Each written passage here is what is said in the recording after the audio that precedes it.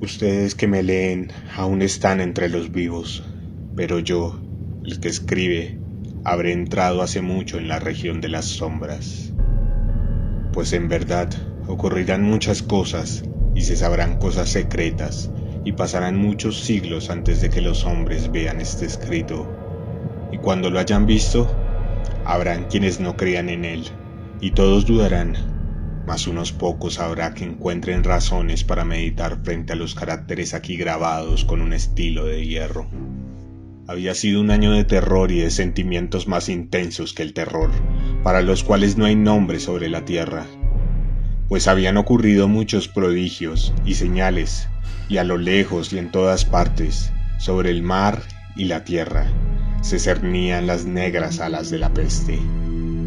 Para aquellos versados en la ciencia de las estrellas, los cielos revelaban una faz siniestra, y para mí, el griego oinos, entre otros, era evidente que ya había llegado la alteración de que el año 794, en el cual, a la entrada de Aries, el planeta Júpiter quedaba en conjunción con el anillo rojo del terrible Saturno. Si mucho no me equivoco,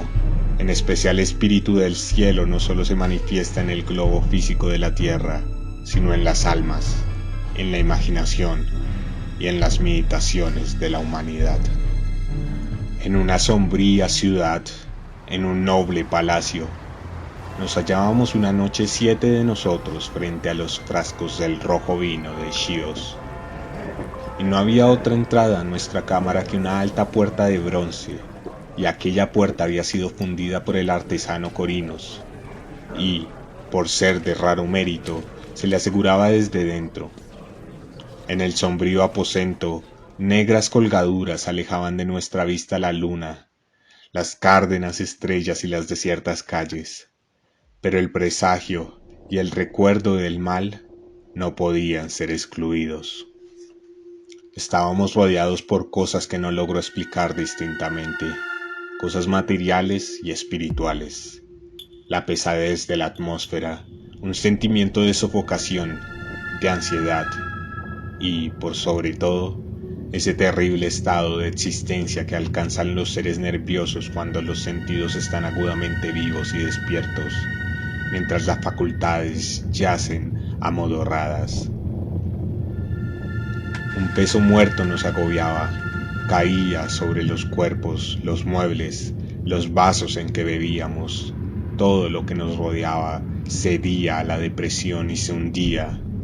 Todo menos las llamas de los 7 lámparas de hierro que iluminaban nuestra orgía, alzándose en altas y esbeltas líneas de luz,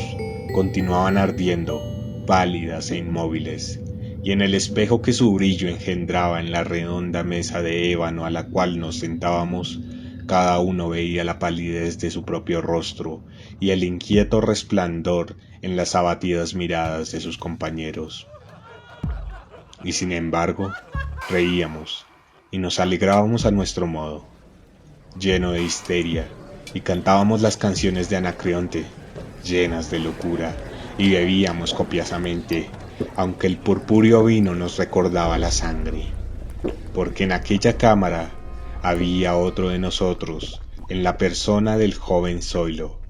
muerto y amortajado yacía tendido cuán largo era, genio y demonio de la cena. No participaba de nuestro regocijo, pero su rostro, convulsionado por la plaga, y sus ojos, donde la muerte solo había apagado a medias el fuego de la pestilencia,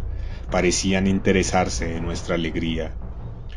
como quizá los muertos se interesan de la alegría de los que van a morir. Mas aunque yo, Oinos, sentía que los ojos del muerto estaban fijos en mí,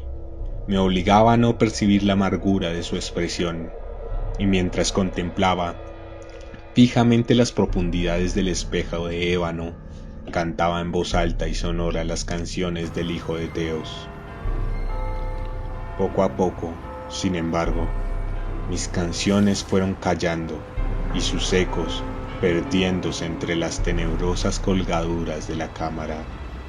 Se debilitaron hasta volverse inaudibles y se apagaron del todo. Y he aquí que aquellas tenebrosas colgaduras donde se perdían los sonidos de la canción,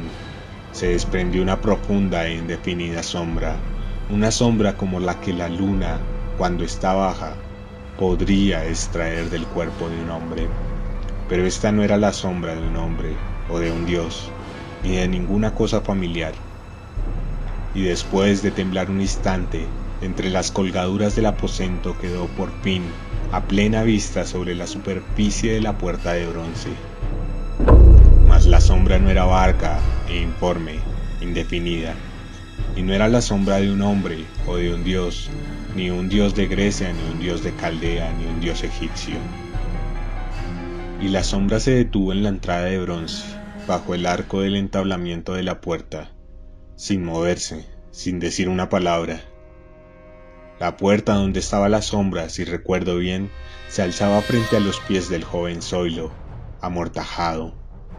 Mas nosotros, los 7 allí congregados, al ver cómo la sombra avanzaba desde las colgaduras, no nos atrevimos a contemplarla de lleno, sino que bajamos los ojos y miramos fijamente las profundidades del espejo de ébano. Y al final yo, oínos, hablando en voz muy baja, pregunté a la sombra cuál era su nombre y su morada. Y la sombra contestó: yo soy sombra, y mi morada está al lado de las catatumbas de la ciudad, y cerca las oscuras planicies de Cliseo, que bordean el impuro canal de Caronte. Y entonces los 7 nos levantamos llenos de horror, y permanecimos de pie, temblando, estremecidos, pálidos, porque el tono de la voz de la sombra no era el tono de un solo ser, sino el de una multitud de seres, y, variando en sus cadencias de una sílaba a otra, penetraba oscuramente en nuestros oídos con los acentos familiares y harto recordados de 1000 y 1000 amigos muertos.